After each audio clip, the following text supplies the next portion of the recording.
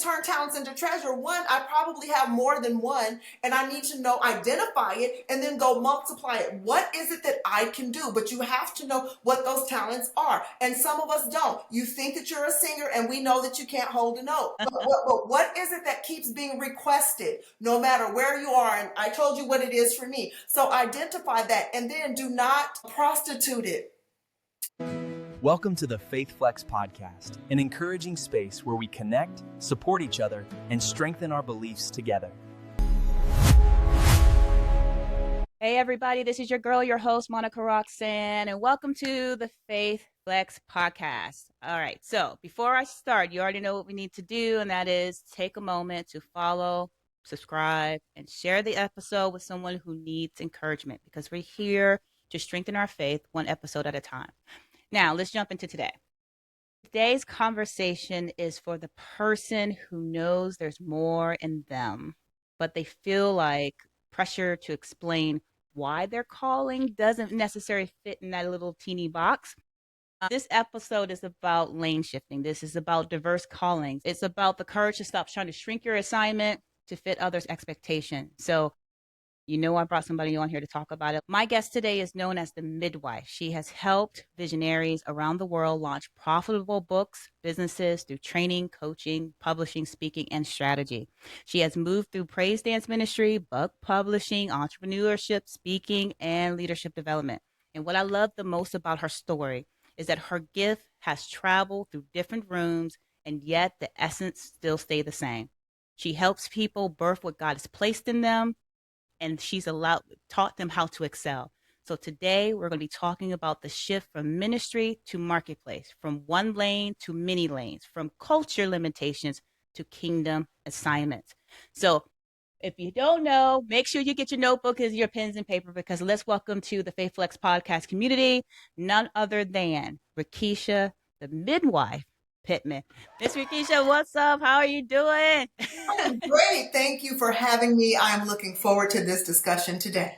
Yeah, I am super, super stoked. I am glad that you're here. I already know the conversation is going to be over the top. It's going to really free some people, because we are in a very unique dynamic right now where I know for myself and others that we're wrestling with this space. Should we pivot? Do we need to shift? There's a different sense of calling, and I think there's an unveiling. People are known for one thing, but they're like, I can do more than just this one thing. They love God so much that we as a culture have pigeonholed people into one space. And then they said, if you're doing too much, you're not focused, and that may not be the case. And so I think this is a good time for us to transition out of traditional ministry. But I will say this, that sometimes the church celebrates your gift as long as it serves the program. But when that same gift starts building businesses or publishing a book or training leaders or creating new platforms, or people get a little uncomfortable. And I think you know that more than anybody. So I want to start with your story. So you went from being a praise dance your praise dance ministry and production to publishing a book to building an entire ecosystem from entrepreneur, author, speaker, trainers. So walk us through what the lane shift felt in real time. And was there a moment where you knew God was moving you, or did it kind of sneak up on you? Yes, and I am one of those people. I love the parable of the talents, and I think that that is a key piece. Everyone is not weighted the same way. Everyone doesn't have the same measure. Everyone doesn't have the same number of talents. And I think we need to accept that, one, right? Mm-hmm. So I always laugh and go, I'm a 10-talent woman, because people will tell you stay in your lane. I don't like it. I think that stay in your lane is a limiting belief. And I always say stay in your lane is aimed at those who choose to remain bound to the ground. There are no lanes in the sky when you fly. So God started dealing with me beyond purpose. Remember, we went through this purpose movement, and people were getting frustrated because they could not define their purpose, which is a singular thing again. What's my one thing? I never believed that. I just never did, because I was this little girl who could do a whole lot of things well. Yeah. So how are you, if God wired me to be multifaceted, how are you telling me I only need to choose one, right? Mm. So God started dealing with me with the concept of a core talent, parable of the talents, Ooh, right? ooh. He gives them. So he said, what is your core talent? And I thought about that and said, what is the thing you never run out of? What is the common denominator between all of the things that you're doing? Because I'm thinking I'm doing 10 things. He's no, you have 10 expressions of the same thing. That What? was such a freeing moment for me. So I said, what is my core talent? You all, when you start to think about it, people tell you what it is because Yeah. they keep asking you for it. Yeah. You Yeah. can't escape it. You can't run away. If you're paid, if you're unpaid, they keep asking you. For me, it's teach me, show me, tell Mm-hmm. me, Yeah. explain. Every corporate job that I had, every ministry position and assignment that I had, I was always the teacher trainer. Mm. Yeah. Teaching and training is my core talent. So when it goes back to dance ministry and how I evolved, guess what dance ministry was? Teaching and training. Teaching. Yep. So when I evolved from being a dance leader, which is teaching and training, to writing my first book, guess what my first book was doing? Teaching and training. As I was speaking at events and conferences, guess what that was? Teaching and training. As I was writing curriculum, guess what that is? Teaching and training. So once you find that out, it's like Joseph. I like Joseph's story too. So it's like Joseph. Once you have a certain gift, it works everywhere you go. And that is a lane shift right there. So I always say it's not a lane thing. I can go into any industry that I'm qualified for. So when we're talking about lanes, right, that's transportation. Driver's license, I can drive a car. But I need a special license to drive a commercial truck. Ooh. And I need a different license to drive a motorcycle. Right. I Right. need a different type of license to operate a train. I Yeah. need a different license to fly a helicopter or a plane.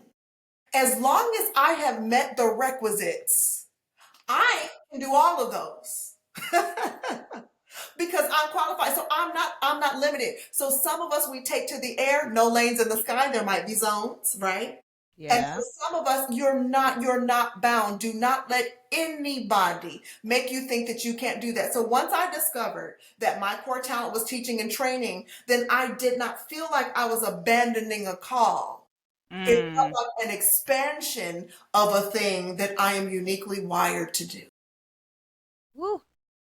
I told y'all to get a whole notebook and pen, okay? That was the first question, just for the point. Like that was so good. I think people need to understand that we are not given this one talent issue. Like, and I think part of it is from culture, right? I'm a 90s baby. I mean, prime years were in the 90s, right? And I remember being in the church was like, you're only a pastor, you're only going to be a prophet, you're only going to be an apostle, whatever that is. And, or you're just going to play this one instrument, or you're going to be this speaker. And that's how we used to prophesy, or at least I used to see people prophesize that you're just this one thing. But then, um, as we are all evolving and growing, people are like, wait, I can do more than this.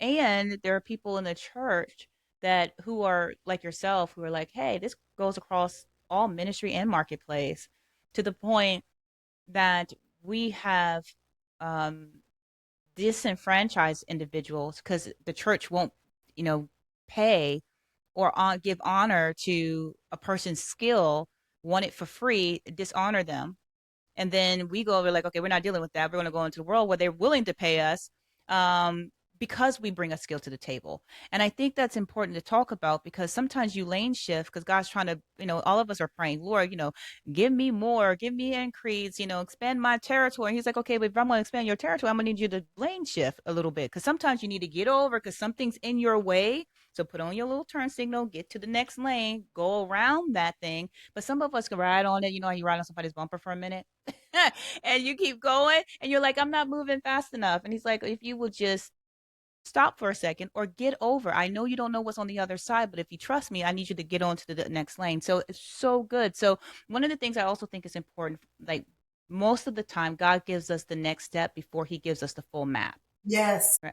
right? Abraham left before he knew the full destination. Joseph had dreams before he had language for leadership. David was anointed before he sat on the throne. And sometimes the shift is not confusion when you're going through it, it's actually development. And sometimes God is not changing who you are, He is changing where the gift must be served next.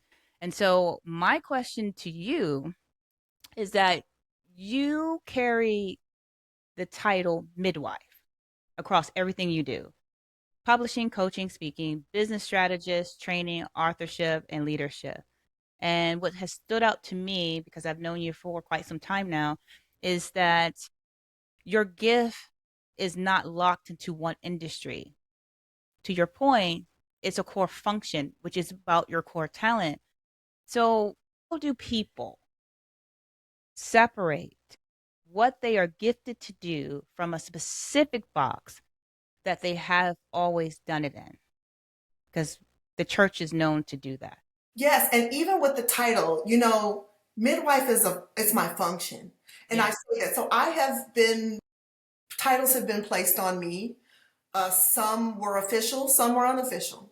You know how we are. So even if I had an official title, which I've been ordained, people Hmm. would still call me a different title, Right. or they try to put doctor on you or whatever. I don't get caught up in any of that. Midwife is not something I coined myself. It was a function of me being able to see what is on the inside of other people and helping that to come out. So it literally, I was teaching a course for authors. And I kept describing publishing as a birthing process, and there's this seed that's on the inside of you, and this is how we preview it, and this is an ultrasound, and it's painful, and it's labor. And they said, "Well, you're like our midwife," and it stuck, Wow.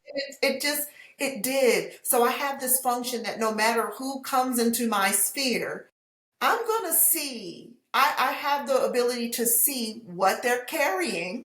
Yeah. It is not my job to make a clone. It Mm. is not my job to put it in there. It's my job to identify what is there and to help them safely deliver whatever that is. Sometimes people wait so long to come to me that they have twins and triplets. I she's say, well, what's she's baby like, what's happening? And I say, there's always a baby A. There's Hmm. always that first thing. So I would encourage people, don't even get stuck to a title. Labels, things that we put on, and we know what the church says, right? About functions and fivefold and all of these things that we teach. But there are other things that are biblical too that I think that we skip out on. And so some of us are clamoring for titles because it makes us feel legitimate. It makes us feel seen. It makes us feel empowered, and we get caught up in that, and some of us are just honestly being called by the wrong thing. We've seen it in the Bible many times. Somebody named their child this, God would rename them something else. Yep. We have our ideas, and I think we have gotten into that place in the church as well, where we're calling people things because it fits into this box, this Yeah. lane, it fits into this zone, and sometimes it makes people feel safer for you to be Mm. evangelist, deacon, uh, prophetess, than it is for you to be some of these heavier things, right? So that's what I would definitely say to people is, what does God say about you? Mm. What, Mm. who does God say that you are? Are you listening and tapping in and not vying for the corporate? And it's like, it feels like corporate. It feels like the corporate workspace sometimes in our faith-based spaces too. Like Yep. now we're vying or vying for positions and not necessarily vying for purposeful things, you know? So for me, it's just a freeing thing to shift my lanes and to function as a midwife in the ministry and in the marketplace. And yes, there is a separation between the two. However, the effect is still the same. And I Mm. think that that's what people don't realize. So I can go into a mainstream, because some people call it secular right? And we've been conditioned and we had to fight with that title too. I go Yeah. into the marketplace or the mainstream and I will have a booth and people will come to my table and end up weeping, Mm. crying, saying, I have chill bumps. I know what that is in the spiritual realm, Right. but they don't understand what it is in the marketplace. It's the same spirit. It's the same gift. You do not have to turn it off, but sometimes we get churchy and our language gets churchy instead of us using wisdom and saying the spirit and the gift and the effect and the impact that God gave me does not turn off Yep. because I'm in a marketplace or I'm where unbelievers are or wherever it is. It's the same spirit. And if people will get comfortable with that and get wisdom to go Mm-hmm. along with that, I think that our impact would be greater. And then you don't have to code switch That for part. the marketplace when you're in ministry. Yeah.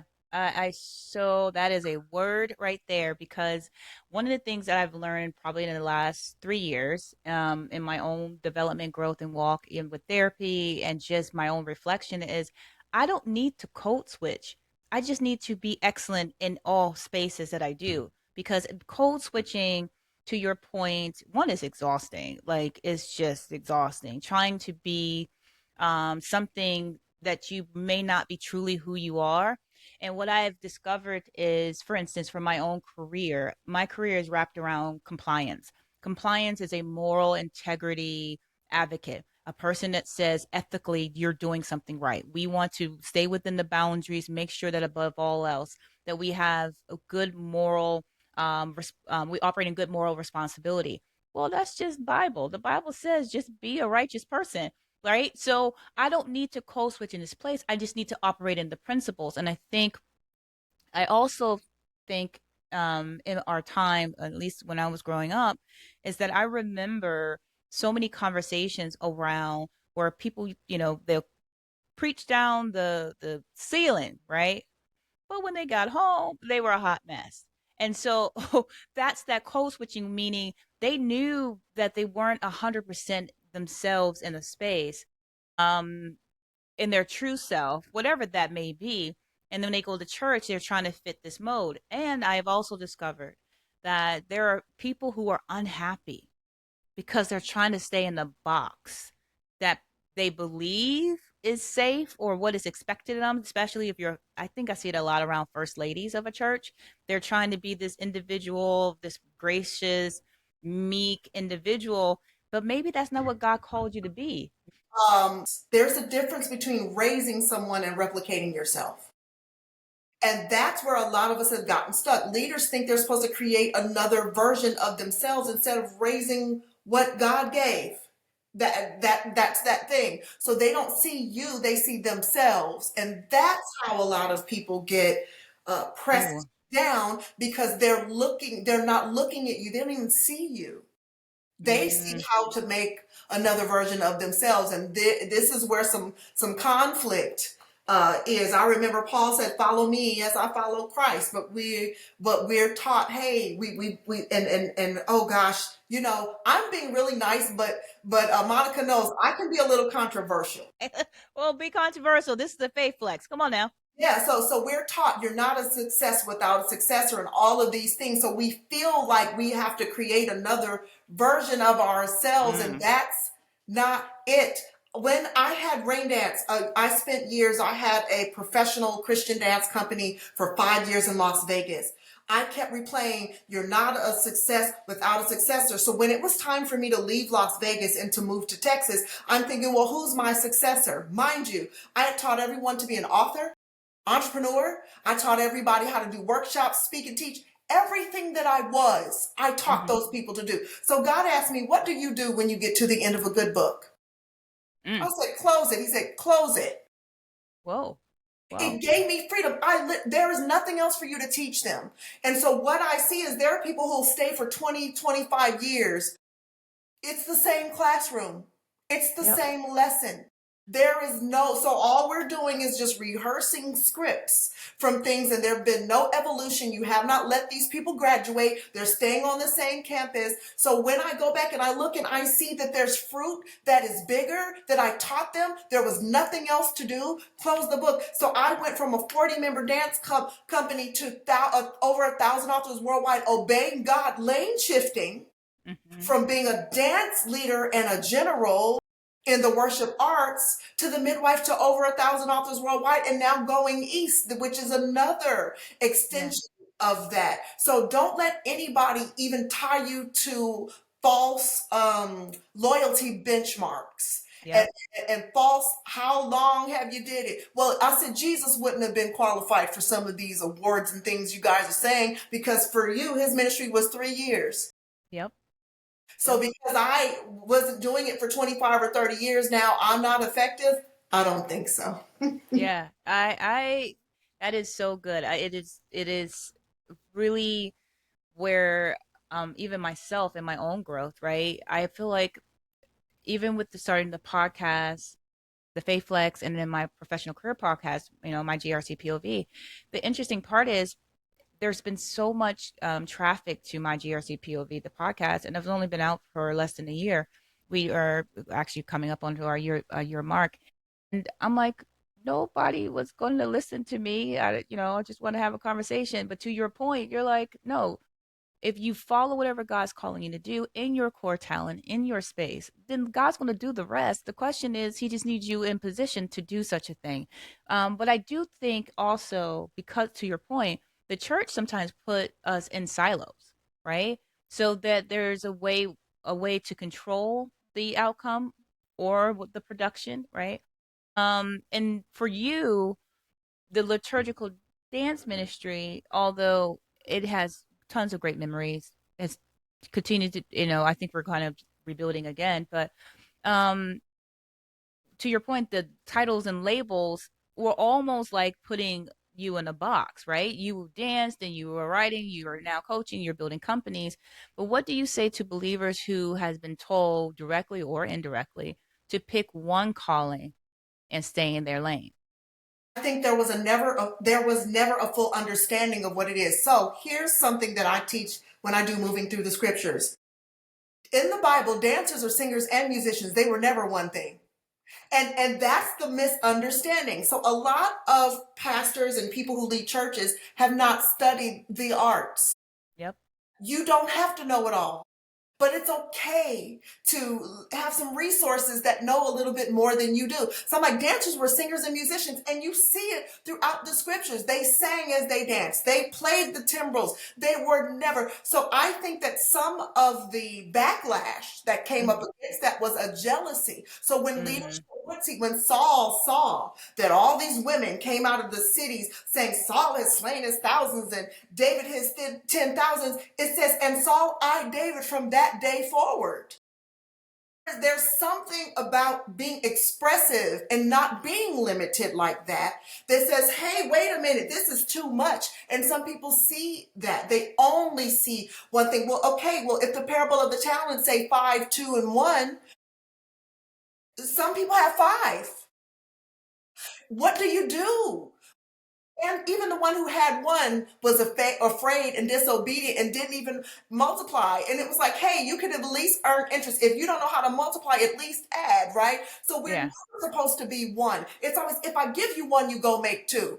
He says, be fruitful and multiply. It is always increase. It is never the 1. But we want to get back to this 1, 1, 1, 1, 1. That's anti what he told us to do. He said, be fruitful and multiply. So that's the thing. So what I would say is move through the scriptures. That's what I would say. Are you going to believe someone who is limited, or are you going to study? You all, what we have missed is the studying. I love the word. People who know me know that. I'm going to take you to theology, and I like it, and I like some of the controversy of it, right? Yeah. But we don't know, so we're leaning on tradition. And David danced out of his clothes. No, he didn't. I can show you in the scriptures, right? But we've heard these things over and over again, that we've made a belief system, a doctrine, we made a behavior out of something that God ain't say that. He did not say that. So free yourself. Go study. Whatever it is that you believe that you are passionate about, go study it in the scriptures. I promise there's freedom in there. That's what I would tell you. And then it gives you freedom. Where the Spirit of the Lord is, there is liberty. So me studying gave me more options, even in worship arts. I'm saying, you guys, you don't love the word, but you have more options. You have more choreography, more garments, more music choices. Heck, you can even write music. I've done that too, because you have this plethora of wealth and treasure that's in the scriptures, that if you only rely on someone else, someone else's books, someone else's thoughts, you're going to be limited, and you will believe that stuff, and you'll be frustrated because your mind will say, I can do all of this. And then your, I don't want to say master, and then your manager, your manager will say, you can pick one. I tell you to believe God. Yeah, yeah. This is such a needed conversation because oftentimes it's the scripture that I always, even when I travel for liturgical ministry, and they're like, "Well, the Lord says, 'Come as you are,'" and I'm like, "No, there's a comma right behind it. He literally says, 'Come as you are.' Who?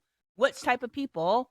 Who are weary, who are burdened. Like that's a He said, come restoration unto scripture. me. He didn't even say, Yes. come unto Right. It's like come up to him. There's restoration a scripture. But what we do is we say come as you are, and then we where put the whatever I want same to write. yeah, and then we put the same broken person in leadership.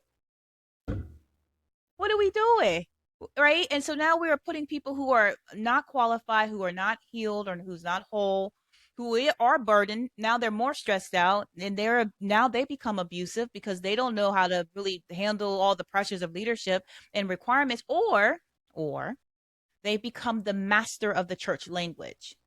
Yes.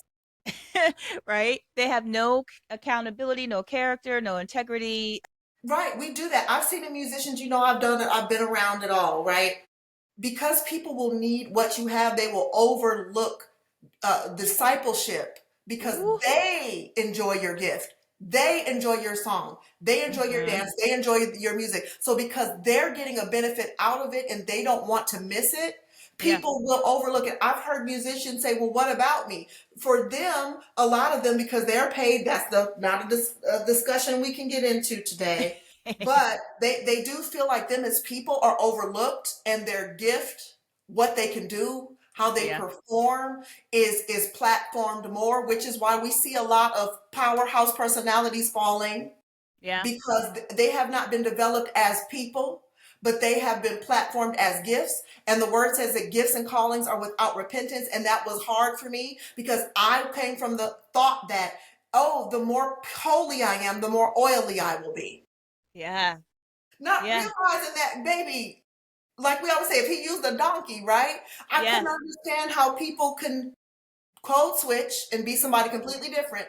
But on Sunday, everybody in the church is laid out on the floor. I didn't understand that. And I'm like, because God will do it for his namesake. He'll do it for his namesake, but it doesn't mean he'll still say, depart from me because I never knew you. We forget that part, right? Yeah. But I was able to do all of this. I didn't know you, but for his namesake, he'll do some stuff. So I had to come to terms with, it's not my righteousness, period.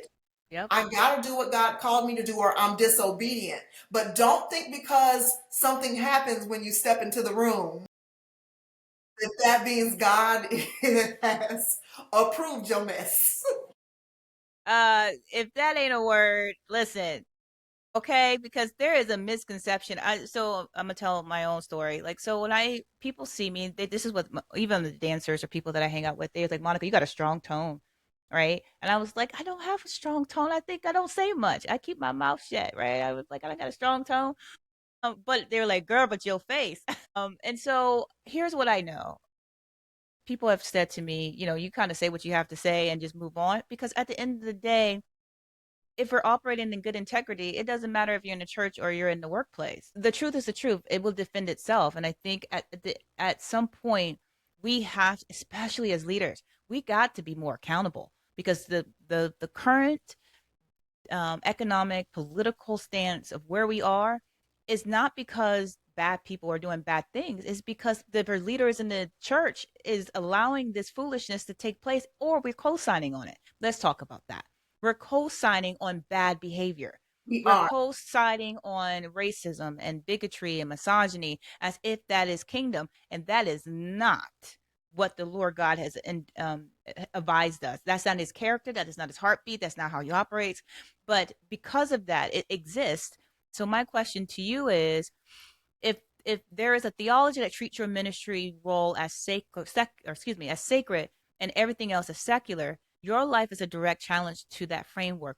What does Scripture support when it comes to the fullness of how God calls a person?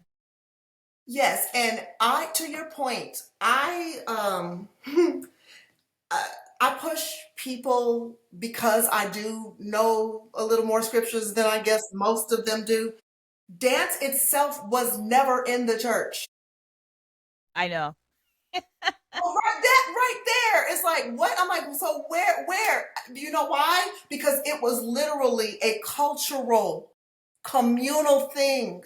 Yep. And we've taken, and because we have this concept of what, and a whole nother discussion is the church as we see it really what Jesus came to do?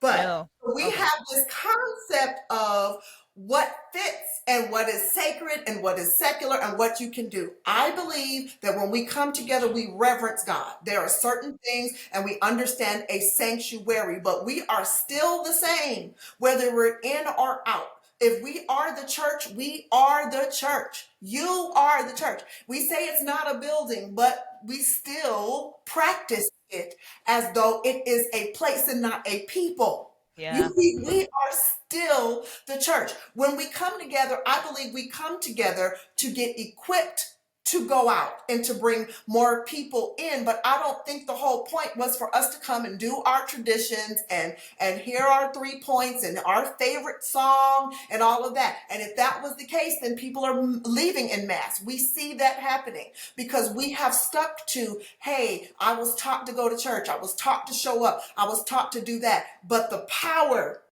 the impact, we're not seeing transformation. And so Yeah. people are now running to other spiritual things. Life is a spiritual experience, Yeah. right? We Yeah. exist in that. We say that we're spirit, soul, body. We say all of this stuff, but for some reason we only turn off and on this switch when we come into certain gatherings, or we go to our favorite conference, or we go to our favorite church. We're somebody different. And then we get outside, we don't know how to live, and we're panicking and we're doing all of that stuff. So it works if you're integral in your core talent, if you're integral in your gift, right? Yeah. If you're integral in your calling. The word says abide in your calling. Make Yeah. your election sure. If you understand your calling, you live there, you stay there. Your calling is always there. It's not a lane, it's a calling. And you abide in that. The word says he who winneth souls is wise. We forget about. So the language, it's the same thing like knowing who you're speaking to and knowing your audience and all the things that they teach us. My audience, when we come together as a fellowship of believers, is different than the audience if I'm talking to someone at the well. It's Yeah. not the same as I'm talking to somebody in the pew. And it's not a code switch per se. It is understanding we believe the same thing, so we have a different conversation than someone that I need to win. But it doesn't mean that if you drinking, I'm getting drunk with you. Right. We've seen it in the arts. The arts is a big indicator of what's going on in the church. We've seen us morph our music into something more palatable. Yeah. We've seen us morph our services into things that are more comfortable. We've seen all of these different ways and thoughts of how to do it. No, I believe that, like, boom, Jesus said, if I be lifted up, I will draw all men unto me. We forget that part. So we Yeah. have all these strategies, and guess what? It ain't working, y'all. It is Yep. not working. We see anomalies. We see certain ministries growing, but by and large, a lot of churches are almost empty because we're not remembering the core thing. Lift them up. One plants, one waters, God gives the increase. Don't think that you are the increase. Stick to the assignment, and it's okay. So be the living epistles. Walk out the word. Be authentically you and watch God. There are people, I went into a restaurant one time. This lady just runs up to me and hugs me and is like, oh my gosh, I just feel the Lord all over you. And people will look at me. This is in the marketplace and go, what? Let your light, what does the word say? And so let your light shine before men. We forget all of that stuff and we think that it has to be an altar call for somebody to recognize the Lord. No, when Jesus went into where the demoniac was, what happened? He was recognized. We know who you are. You show up, you'll be recognized where you are. And sometimes for some of us, we get embarrassed because we can't turn it off. I'm with you. They may not know my name, but a lot of times my dancers will say, Miss Monica, when you walk in a room, I don't know what happens, but everyone comes to order. Listen, it's okay. I actually, it's taken me 5 years to really just like be okay with that because I was like, I need to just make myself small because I don't want to make other people uncomfortable. And the Lord was like, girl, if you don't get over that, that is part of your core. I need you to walk in a room in such a way that I am with you, right? So if I don't operate in that space, then I'm diminishing who God is. That means that my own character needs to be looked at, right? I need to grow and mature in that space. And so I to your point, there's a lot of maturity that we have to develop into.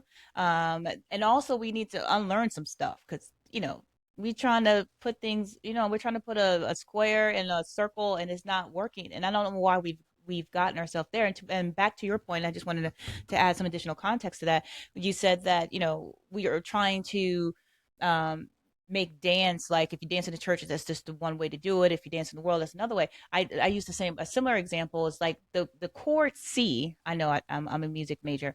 The chord C, C-E-G, is the same in your hymn and in the world. So I'm not sure what the problem is, right? Like it's the same. It comes down to intention or intent. That's it.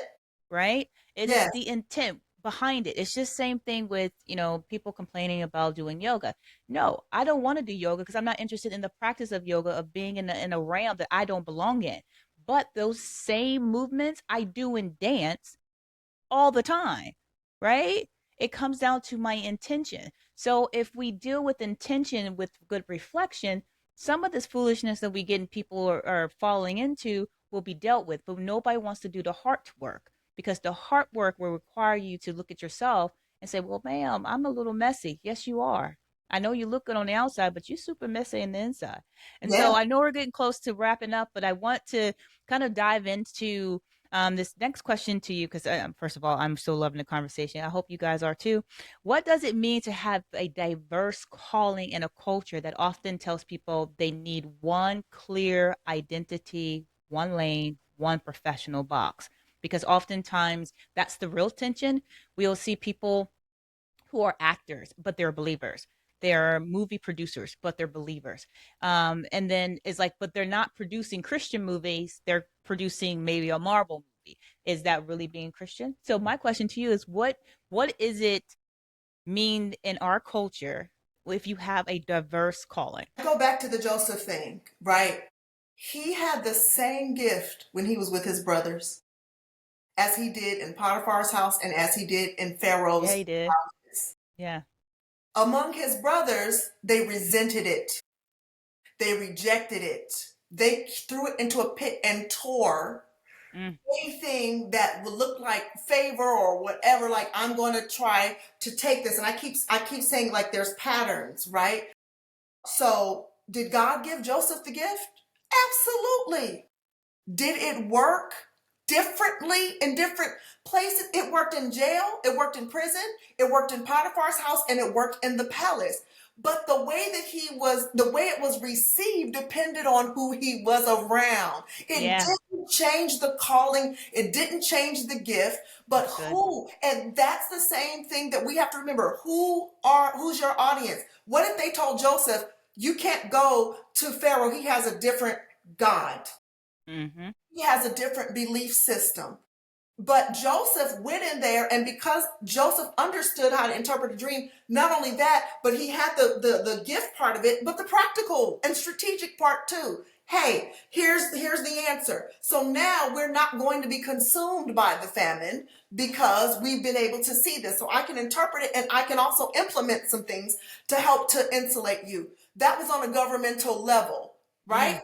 So you have to understand that who you're in front of. The reason why I think some gifts are in conflict, turmoil, tormented is because you're still with the family. You're still around the familiar, and you're not going to the place. We don't all have the same assigned place. Jonah didn't want to go. I don't want to go to Nineveh. Well, guess what? That's where I'm sending you. You have to know where God is sending you. And it might not be your whole life, but wherever he send me, I'll go. We say that, but we want to stay in the same place and then wonder why I'm so tormented. There's so much warfare. Well, they don't even have the resources for your gift. When I talk about Joseph, I'm like the ring, the robe, and the residence. When he came into Pharaoh's dominion, he got a ring, a robe, and a residence. Pharaoh was able to resource what Joseph had. But had he stayed with his brethren, all he would have did was end up in a pit. All you do is you go into Potiphar's house. Hey, now someone else wants something from me that they're not supposed to get. So we have a lot of impropriety in it. You know what I'm saying? In that. So because I'm not doing what you say, now you're falsely accusing me and I have to contend, but my gift still works. You can't take that away from me. So it doesn't matter where I am. It doesn't matter. My gift still works. If I stay in my integrity, God is going to still take me where I need to be. I was spent time in jail, and now I'm in the government running things.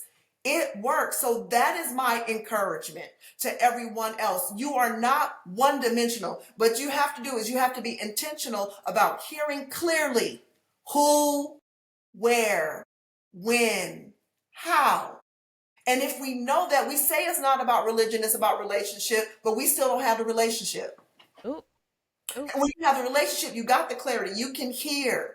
You know, God's fixing me. I can hear prophecy, but what drives me, oh my gosh, what gets me is that we lean so hard into certain gifts trying to hear God when he can speak to you all the time. But we go, oh no, so we'll bring in someone, we'll get no word, we'll bring in someone who we say will flow in a gift, and you're not really, so you show up to conferences because you want a prophetic word, and then the people who do not get a word feel rejection, and they're with rejection, and they're wrestling with, well, maybe God, I'm not your favorite, or you don't hear, you didn't hear, you see me, and I'm not special, and I didn't get called out, and I didn't get prophesied to on camera or over the microphone. Do you know that some of the strongest words I got were after a service or in a corner where God had something specific to confirm what he wanted to say to me? And I've been there. There have been times where people will prophesy to everybody in the room except me. And I can justify and say, well, maybe because, they don't want to. But there's still that feeling. And it doesn't mean that there's not a place. But I'm saying that in these realms, we got really addicted to these gifts, and we do not want God as much as we want an expression of his gifts. That is so good. And that's a hard pill to swallow, because I know individuals in my own life who I worship with. I love them to pieces, but I'm baffled sometimes, because I'm like, dude, I need you to have a relationship with God. Like, how do you see God? What is your relationship with him? Because I know if I have a relationship with a person, like for instance, you and I are friends, we've known each other in ministry. Like, if I know you well, I'm like, hey, I'm coming into town. I want to be in your space. I want to be in your presence, because I love you for that, right? I enjoy being with you when you're in relationship. And what I have learned, or I've said to several people, like, listen, I have gone to conferences in a specific period in my life, like at the end of the year or something, and the Lord always shows up. He always prophesies to me. I literally remember telling someone what the Lord told me to them, and then we were in a conference. It was that conference weekend, and then the man and woman of God spoke up, and it was like, bring a seed, and I'll prophesy. And it was like $200. And they brought the seed, he prophesied, and it was the same exact thing I said to you for free. Okay. Yes. Well, no problem. You can give up the $200. I'm just saying, I need God for me. And I find that also in relationships with other people, I have seen them go through, like, I've seen God move in their life, or they've seen God move differently. Let's say that outside of the church, or the church that they understand, but they are so beholden to the knowledge of culture that even what they see, they refuse to believe. And Mm, I'm like, huh, that's interesting. You don't have a real healthy relationship with God in a good way, because now you're going through something and you're trying to figure out, is God real? And my question is, what you looking for? right. Right? Because what are you looking for that God can't give you? Some people are looking for like this checklist.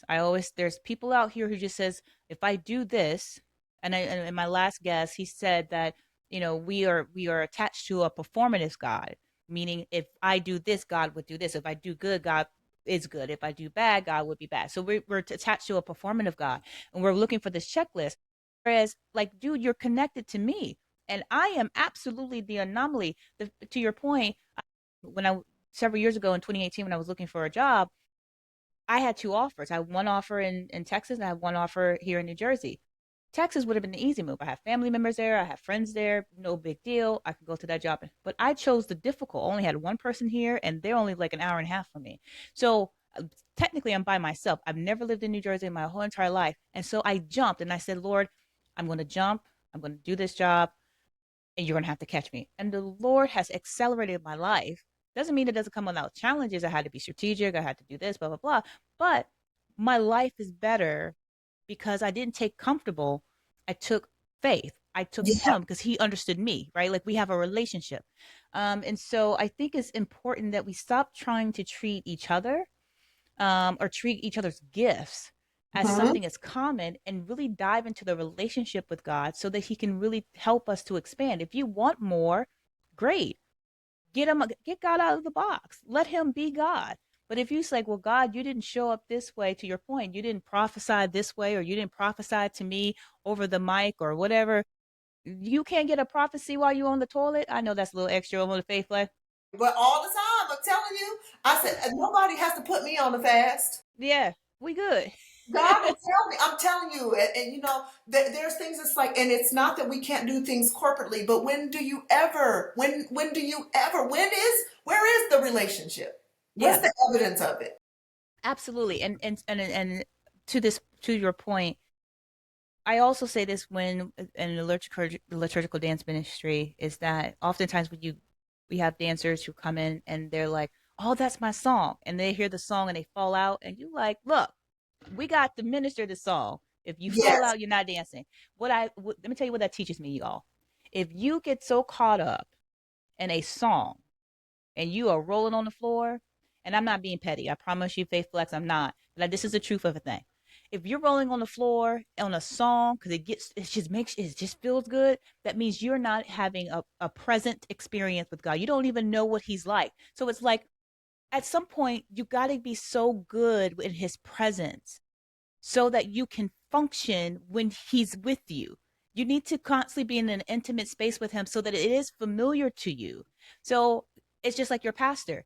If the Lord shows up and your pastor got to preach and he falls out every Sunday, when you gonna get the word? No, right. You Right? Like, right. because you have to be able to be in a relationship with God, that if I worship at home and and the song is good, it settles my soul, all of those things. When I go into on assignment and movement, singing, dancing, serving as an usher, whatever your assignment is, and you hear that same song, you're so familiar with God's presence that it doesn't trip you up. You're like, I know what it feels like, but I'm also on assignment, because he Yeah. needs you to get through to do your assignment so that he is glorified, right? But we be messing around thinking, oh, I'm so holy, I'm so sensitive to it. No, you dry. I know that's extra too. I'm sorry. Yeah, yeah. I mean, yes, and that's the thing. And a lot of times people come from places that don't have liberty. It's like a kid when they get outside and they cut up. Yep. Sometimes that happens with this too. Oh, so you ain't used to this. At Yeah, that home, part. you're so bound and you're so restricted that when we let you outside, you run wild. Ooh, that's which brings me to my point, because you did perfect segues. How do you teach believers to honor the message of God that God gave them through excellence, preparation, and structure? Because that's to your point. Like, what are you doing? You out here acting up. And I say that with every bit of love and compassion, Faith Flex, but I mean that. Like, we out here acting up, doing all the extra stuff, and I'm still trying to figure out why we call that holy. Oh, they just sensitive. They're just so sensitive to the spirit. When? No, we talk about being soldiers and fighting the good fight and all of that, except for when we want to be emotional. A lot of that stuff is learned. And it doesn't mean that you can't be sensitive, but a lot of it is you saw somebody else do it. Come on. Come on. Yeah. Or a lot of it is innate. I always say when a baby hears music, that you start to see them moving a little bit, but they are taught that there is a time to dance. Ooh, that's a It's word. not always, and we forget that. It's not at any time you feel like it. There is a time to dance. It's a set time to do things, but we feel like no way about lengthy worship services. Listen, I'm all Ooh, that's good. but I'm like, a lot of this, I'm like, the Lord done been gone.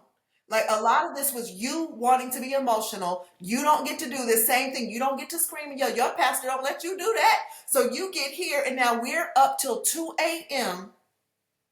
because you're calling it, no, it ain't every single time. No. So I you am need the with. word never. So the word, which says that's where it is, and the word is sharp, quick, and powerful, and the word does the work. We say all of this, but the first thing that we're going to cut is the word. Word. Yep. We For the want. experience. Thank you. And you're Yeah. like, we never start there. I'm like, no. People say, oh goodness, they say that worship sets the atmosphere for the word. I said, that's unbiblical. Yep. That's unbiblical. I'm like, first of all, worship is the word. Yep. You talk about Psalms and all these songs, it is the word. Yep. It's the word in song format. Yep. Right? But we forget that. It said, no, I said, so what choir sang before Jesus talked? Yep. What sermonic solo or dance happened before Paul ministered? You don't see it. Yep. It's culture. Right. So there are different expressions of the word. Yeah. There's worship, there's praise, there's all of that. But please, can we stop with this stuff that says you don't have to sing me. Give me a microphone and we're going to preach that word. It don't need a singer at all. But Yep. however, we do partner in ways we express, and people get ministered to in different ways. Absolutely. And some people will hear the word through dance. Yeah, I agree. Like, I'll be in service sometimes. A couple people have called me out. They're like, Monica, you just kind of sitting here. Here's what I tell dancers, especially when we worship together. Because I have some, to your point, are super, I'm not gonna say they're super sensitive to the word. They get really caught up in the emotion of the worship experience, right? And I will call my dancers off the floor, and they're like, what's happening? I'm like, let's just see what God's about to do. Can we let it simmer a minute? Like, he don't need us to do all this stuff. So if we come off the floor, right, and the atmosphere is still hovering, that means he wants more. Got it. Cool, we'll keep going. But if he's like, we come off the floor and worship, or we stop playing or stop singing or whatever, and the service just dies, he been gone. So what are we doing, right? So it's important, especially when we're dancers and we're doing praise and worship. I am advocate for this. People are mad at me when I say this often. I'm like, dude, don't push the service. Right. We're there to be a part of the experience, but we are not to push it. I literally saw the glory leave. I'm like, been gone, but we're still here. And now, by the time you put the preacher up, if you have one, they're going to have a short sermon because everyone's exhausted. They can't hear. Right? Just be good. Maybe. Is where I wasn't on the dance ministry. People like, what? I was like, no, that's not my assignment here. Yes, I've done that. No, my assignment was to train the ministerial staff. It wasn't to dance. So they had a dance ministry, and I said I would be out of order. I would be constantly at war and butting heads because I know what I'm doing, and this ministry is in a different place. So that's not my assignment here. And people seem to think that every place you go, you got to do the same thing. You do not. Yeah, that's a word right there. I'm going to, I know we need to wrap up. And that is, and my very last question is, how do you help people turn talents into treasure without turning their calling into an idol? Oh, that is so good. To everything, there is a season. Remember that too. So about the parable of the talents again, you have to identify what Oh, you gave me 5 talents. Behold, I've gotten 5 more. Identify what it is and in what quantity that you have that, right? And then it's so whatever God gives you, it is your responsibility to multiply that. What I loved, I preached about the parable of the talents. Oh my gosh. But long story short, each talent was 75 pounds. Ooh. In my research. So it is about your ability to carry weight. It is a measure of wealth, but it was a literal ability to carry weight. So from jump, the master, when he gives these talents, knew, hey, you can manage 375 pounds. I always say the one who had 1 pound, the one 2 pounds is 150. You can handle that as an individual. But when it's 375 pounds, that requires a management mindset. Yeah. Right? So in order to turn talents into treasure, one, I probably have more than one, and I need to know, identify it, and then go multiply it. What is it that I can do? But you have to know what those talents are. And some of us don't. You think that you're a singer, and we know that you can't hold a note. That ain't it. Right? But what is it that keeps being requested no matter where you are? And I told you what it is for me. So identify that, and then do not prostitute it. Yeah, that's a It's word. not for sale to everyone. Sometimes it's not that. I asked God this ministry and marketplace thing. People kept telling me, you need to charge for ministry. You need to charge for ministry. I said, God didn't tell me to do that. I went to him and I said, what should I do? He said, you may charge for goods and services, but you may not charge for ministry. Clarity. All I did was go ask God, because people will tell you all this kind of stuff. He gave me clarity. So what happened? I ended up putting courses together before we had all of this wave. I was doing e-courses, all of that. I put that together. I put books together. That was goods and services, products. I sold praise dance shirts for years. I had a retail store at one point, right? And then I really got into teaching and training, which is my core talent, and God really, really multiplied that. But at the same time, if you're driven by money, you got to go back to check that heart, because where your treasure is, there your heart will be also. People will try to push you to do things and say, give me more money, get this many people, and you need to make $1 million and all of that. Do what God says. Did he tell you to only have 12 disciples? Did he tell you to have 120? What is it that God said? Because we know God works in numbers. So I know that it might sound it's not. All you have to do is ask. The word says you have not because you ask not. Start asking. I ask God stuff all the time, and he's very clear with me. Don't wait on the pastor. Don't wait on the prophet. Wait on the Lord, I say. Yeah. When he'll speak it, he'll tell you every season is not the same. Every measure is not the same. I'm in a season now where I'm not doing all of this running around. You know why? I need to be replenished. Yeah. I need to be renewed. So I'm in a season of rest for a minute. When I tell you I'm already working on E.A.S.T, right? Yeah. Rest for a minute, but we burn ourselves out. You don't even have the strength to go turn your talents into treasure, because I've said this and I'm going to leave it alone. We have volunteered ourselves into poverty. So we have so much stuff eating up our time that has been past due, overdue. It's not your assignment, but you can't do what God told you to do because you got rehearsal 5 days a week, because you have all these ministries that you're doing. There is a time. When did God say enough is enough? Or have you committed yourself so much you can't obey God, you can't turn your talents into treasure, and you're making an idol out of longevity, and you're not tapped into, Lord, what do you say? And how can I be obedient? And that's it. And then he'll tell you you can go learn, but he'll tell you this is how much you charge, this is how much you do. And then he multiplies it. I had so many people, I was like, whoa, right? And then there have been seasons where God miraculously, he gives me miracle money. Yeah. This is such a good conversation. I could probably go on for another hour, but we're at time, and I want to give you an opportunity, Rekesha, to just tell people where they can connect with you, learn more about your work, your books, your publishing program, but really about what you're building through E.A.S.T Global and Get Right Publishing. So tell us, how can we get with you? Yes, I'm Rekesha Pittman on all platforms. That's Rekesha, Pittman with 2 T's. Look me up, Google me, literally. Just put me in a search engine or chat GPT me. Yeah. You Right. can do that, and you'll find me. I'm really accessible. DMs on IG or FB. I do respond if you don't. If you come right, if you come correct. Oh, Don't come bless in the Lord. bless him. But I do respond. I am very approachable and helpful. And just because you come to me, it doesn't mean I'm your answer. I might be a traffic director for you too, but I Yeah. do, at least I'll be able to assess where you need to go. So yes, Get Right University, Get Right Church, Get Right Publishing in East, entrepreneur, author, speaker, trainer. Go East with me. So you'll find me. That's go24east.com or Get Right Publishing, get WRITE publishing.com. You'll find me. Just let me know what you need and I'll direct you where you need to be.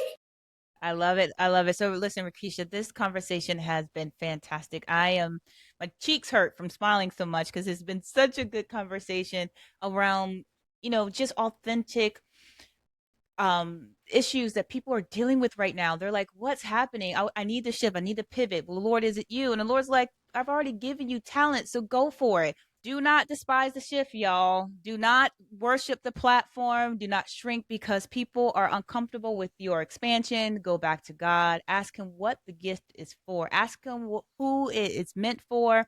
And then ask Him what needs structure, discipline, healing, training, and courage. And then when you do all that, take the next step. And so, listen, if this episode blessed you, please make sure you like, share, and subscribe.